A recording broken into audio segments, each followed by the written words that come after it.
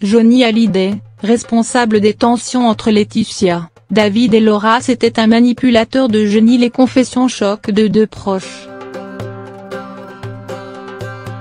Johnny Hallyday, ni Dieu ni diable, pour reprendre le titre de leur biographie à paraître chez Robert Laffont le 19 octobre, mais un terrible manipulateur, un manipulateur de génie, à croire Patrick Mahé et Gilles Lott.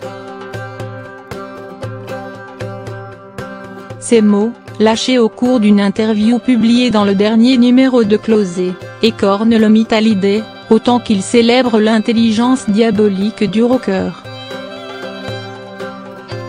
À quelques semaines d'une décision de la justice californienne concernant le trust mis en place par Johnny, puis de cette autre audience parisienne qui doit à nouveau confronter les avocats de sa veuve, Laetitia Hallyday, à ceux de ses aînés, David Hallyday et Laura Smay, Patrick Mahé, ex-rédacteur en chef de Paris Match, et Gilles Lott, ancien photographe du chanteur, raconte un vampire énergétique, un homme capable de vendetta mesquine, un gazpacho renversé sur Eddie Barclay, 30 ans après une vexation, d'incroyables bouderies, un coup de fil passé à 3 h du matin, parce qu'il ne faisait pas la couverture de Match, mais aussi de basses manœuvres avec les siens.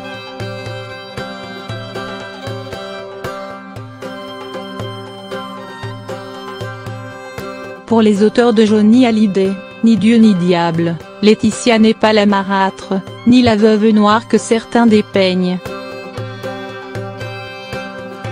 Gilles Lott assure à propos de l'héritage de Johnny, en défaveur des aînés des rockers, Laetitia a souvent aidé Laura dans des moments difficiles.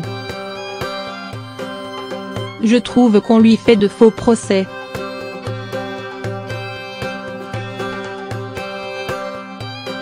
Surtout qu'elle n'a rien à voir avec cette histoire.